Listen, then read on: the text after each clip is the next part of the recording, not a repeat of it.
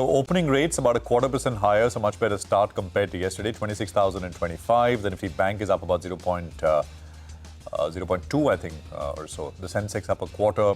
Small cap index is up a third, and I think the mid cap index will come up on your screen with price changes. Well, about 1/3% higher on the mid cap index coming through.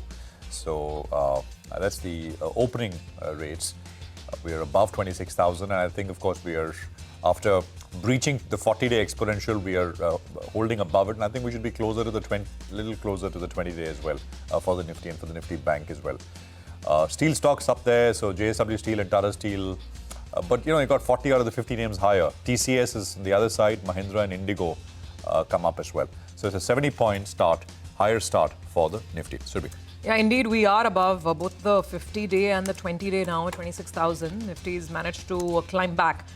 And steel is the big morning trade, like I pointed out earlier. So JSW Steel, after the races, 3% up. Tata Steel up about 2%. Remember, the safeguard duty has come back at the original level, at least for the next 1 odd year, or next couple of months at least, and then it gradually tapers down. But that's a sigh of relief for the domestic steel manufacturers. BEL is the other one that's up and about. Actually, speaking of BEL, let's pull up Bharat Forge because they won an order for these carbines yesterday, over 1,600 crores of an order. There's some green on Bharat Forge as well. Adani Ports, Jio Financial, Adani Enterprises, Bajaj Finserv. So it's pretty mixed. Some of the large cap banks are doing okay. Axis and Kotak, for instance, both have gains of about 0.5% each. Reliance is a nice support for the bulls, 0.5% up. Lever is supporting, 0.5% higher. So all in all, it's a pretty decent looking screen. 75 up on the Nifty, so getting ready to welcome in 2026 in style, it would seem. On the downside, actually, you just have a couple of auto stocks. Eicher Motor, M&M losing some ground. There's also Bharti Airtel, which is lower by about 0.5%. Other than that, it's all looking good. And we've got 3/4 of a century on the board for the Nifty. Mangalam. Well, 3/4 of a century on the board for Nifty, doing extremely well. The broader market is doing well too. As one would imagine, global spirits on the last day of the year, a lot of these spirit names are doing well. So global spirits is up around 5%. We've also seen, as it is the wont of the start of a new year, Zydus Wellness is up 2.5%. There has been a Motilal Oswal initiating coverage on the company. Remember, this company offers a lot of no sugar substitutes or low fat, high functional products. Typically, people make New Year's resolutions to that extent as well. So the stock doing fairly well this morning. Though we've seen some bit of a decline in Hindustan Copper, though I believe that, at lower levels, Hindustan Copper has seen purchase and recovers from the low. So I'll be interested in seeing how that pans out as we move forward. HFCL is up around 3.5%. SAIL continues to do well. We've seen some decline in, PB Fintech. It's not been a good week for them, down around 3.5% for that stock. Federal Bank is the other one, which is lower today at the open. And 361 WAM is another stock which is down by about 1%. All in all, more stocks advancing than the number of stocks which are declining. Okay, I think 1670 stocks are higher and about 650 stocks are lower. This is still, early days, but that is what's coming through. What else, right? And the KPI Green, maybe a few other names, is coming up with large volumes. It's up 5% right now, KPI Green. Orient Tech was a big mover yesterday.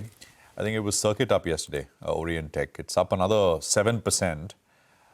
There is BSC, which is coming up with about a 2% pop, so 2630. I'm just not looking at price change, but price along with volume. Samman Capital is coming up with about a 2.5% bump, so 144. There is Deepak Fertilizer. Yesterday, a few of these fertilizer companies were bouncing around 4% on Deepak Fertilizer. HEG is up about 2%. There is, I think you can go down the list, but volumes will start to fade. Viatec Vabag, I thought there was a brokerage call on this one, 2.5% higher, but volumes are not very large or anything. Shakti Pumps has fallen quite a bit from the highs, 2% on this one.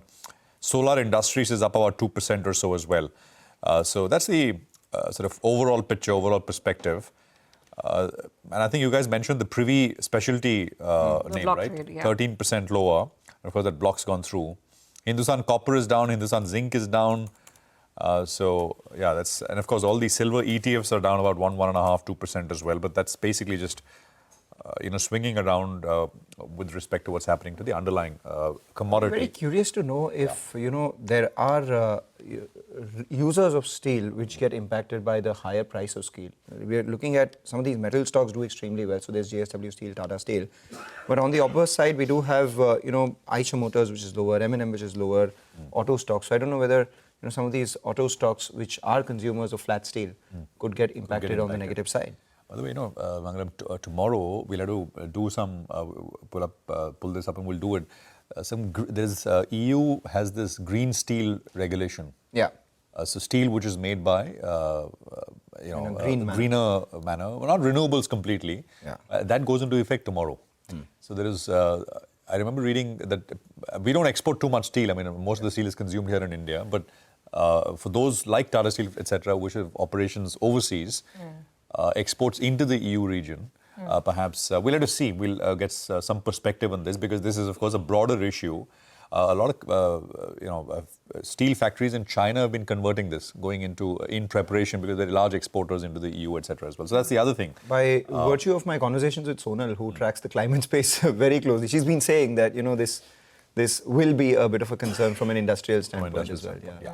I just want to point out that one of the reasons why you're seeing these big outsized moves on steel counters here today is one, that there seems to be an immediate shift. So from the non-ferrous trade, people are quickly hopping onto the ferrous trade. And the other is that the safeguard duties that have been announced, it's not only for 2-3 months. Now there's a very clear roadmap. So the duty stays at 12% up until the end of the current fiscal. That's 31st of March, 2026. The next entire year, it stays at 11.5%, so tapers down from 12% to 11.5%. And then the following fiscal, FY28, it comes down to 11%. So there's a lot of clarity now in terms of how the duties are going to play out. Of course, government could come out with tweaks as and when it feels necessary. But for the time being, this seems to be the indication. So fair amount of clarity on steel names.